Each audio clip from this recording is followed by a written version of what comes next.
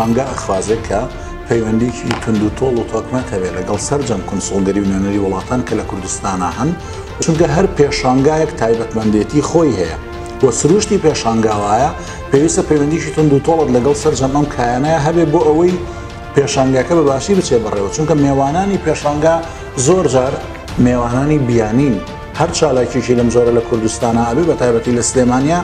بەلای کەمەوە 500 بۆ 1000 میێوانی بەس بیانیمان هەیە. وارووا لە ناوخۆی عێراقا